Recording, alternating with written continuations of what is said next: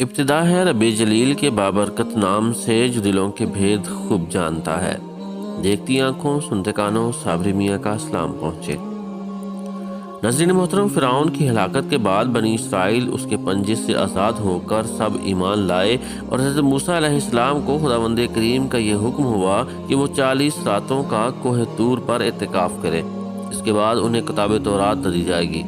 چنانچہ حضرت موسیٰ علیہ السلام کوہ طور پر چلے گئے اور بنی اسرائیل کو اپنے بھائی حضرت ہارون علیہ السلام کے سپرد کر دیا۔ آپ 40 دن تک دن بھر روزہ دار رہ کر ساری رات عبادت میں مشغول رہتے۔ ادھر سامری کو بنی اسرائیل کو گمراہ کرنے کا موقع مل گیا۔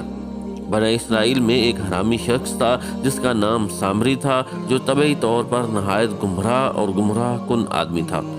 اس کی ماں نے برادری میں رسوائی و بدنامی کے ڈر سے اس کو پیدا ہوتے ہی پہاڑ کے غار میں چھوڑ دیا تھا، اور حضرت جبریل علیہ السلام نے اللہ کے حکم سے اس کو اپنی انگلی سے دودھ پلا پلا کر پالا تھا۔ اس لیے یہ حضرت جبریل علیہ السلام کو پہچانتا تھا۔ اس کا پورا نام موسیٰ سامری ہے، اور حضرت موسیٰ علیہ السلام کا نام بھی موسیٰ ہے۔ موسیٰ سامری کو حضرت جبریل علیہ السلام نے پالا تھا، اور حضرت موسیٰ علیہ السلام کی پرورش فرعون کے گھر ہوئی تھی۔ مگر خدا کی شان کہ فرعون کے گھر پرورش پانے والے موسیٰ علیہ السلام تو خدا کے رسول ہوئے، اور حضرت جبریل علیہ السلام کا پالا ہوا موسیٰ سامری کافر ہوا، اور بنی اسرائیل کو گمراہ کر کے اس نے بچڑے کی پوجا کرائی۔ اس بارے میں کسی عارف نے کیا خوب کہا ہے: اذا المرء لم يخلق سعیدا من الازل فقد خاب من ربا وخاب المؤمل، فموسیٰ الذی رباہ جبریل کافر وموسیٰ الذی رباہ فرعون مرسل۔ یعنی جب کوئی آدمی ازل ہی سے نیک بخت نہیں ہوتا تو وہ بھی نامراد ہوتا ہے، اور اس کی پرورش کرنے والے کی کوشش بھی ناکام اور نامراد ہوتی ہے۔ دیکھ لو، موسیٰ سامری جو حضرت جبریل علیہ السلام کا پالا ہوا تھا وہ کافر ہوا، اور حضرت موسیٰ علیہ السلام جو فرعون کی پرورش میں رہے وہ خدا کے رسول ہوئے۔ اس کا راز یہی ہے کہ موسیٰ سامری ازلی شقی اور پیدائشی بدبخت تھا، تو حضرت جبریل علیہ السلام کی تربیت اور پرورش نے اس کو کچھ بھی نفع نہ دیا، اور وہ کافر کا کافر ہی رہ گیا۔ حضرت موسیٰ علیہ السلام چونکہ ازلی سعید اور نیک بخت تھے، اس لیے فرعون جیسے کافر کی پرورش سے بھی ان کو کوئی نقصان نہیں ہوا۔ جن دنوں حضرت موسیٰ علیہ السلام کوہ طور پر معتکف تھے، سامری نے آپ کی غیر موجودگی کو غنیمت جانا اور یہ فتنہ برپا کر دیا کہ اس نے بنی اسرائیل کے سونے چاندی کے زیورات کو مانگ کر پگھلایا اور اس سے ایک بچڑا بنایا۔ حضرت جبریل علیہ السلام کے گھوڑے کے قدموں کی خاک جو اس کے پاس محفوظ تھی، اس نے وہ خاک بچڑے کے منہ میں ڈال دی تو وہ بچڑا بولنے لگا۔ پھر سامری نے مجمع عام میں یہ تقریر شروع کر دی کہ اے بنی اسرائیل، حضرت موسیٰ علیہ السلام خدا سے باتیں کرنے کے لیے کوہ طور پر تشریف لے گئے ہیں، لیکن خدا تو خود ہم لوگوں کے پاس آ گیا ہے اور بچڑے کی طرف اشارہ کر کے بولا کہ یہی خدا ہے۔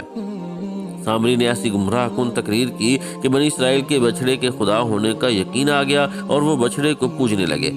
12,000 آدمیوں کے سوا ساری قوم نے چاندی سونے کے بچڑے کو بولتا دیکھ کر اس کو خدا مان لیا اور اس کے آگے سربسجود ہو کر اس بچڑے کو پوجنے لگے۔ چنانچہ خداوند قدوس کا ارشاد ہے: اور موسیٰ کے بعد اس کی قوم اپنے زیوروں سے ایک بچڑا بنا بیٹھی، بے جان کا دڑ تھا، وہ گائے کی طرح آواز کرتا۔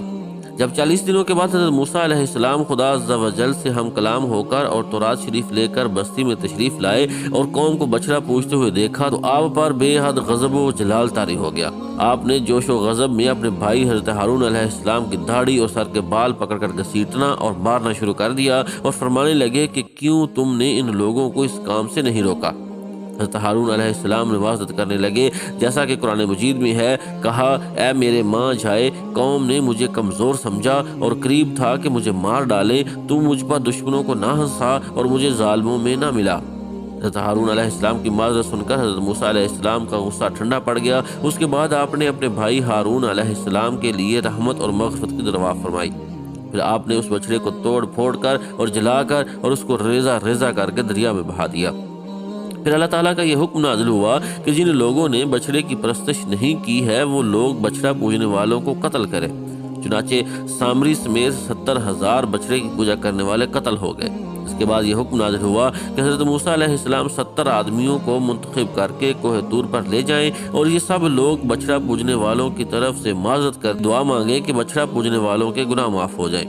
چنانچہ حضرت موسیٰ علیہ السلام نے چن کر اچھے 70 آدمیوں کو ساتھ لیا اور کوہ طور پر تشریف لے گئے۔ جب لوگ کوہ طور پر طلب معذرت و استغفار کرنے لگے تو اللہ تعالیٰ کی طرف سے آواز آئی، کیا بنی اسرائیل، میں ہی ہوں، میرے سوا تمہارا کوئی معبود نہیں، میں نے ہی تم لوگوں کو فرعون کے ظلم سے نجات دے کر تم لوگوں کو بچایا ہے، لہٰذا تم لوگ فقط میری ہی عبادت کرو اور میرے سوا کسی کو مت پوجو۔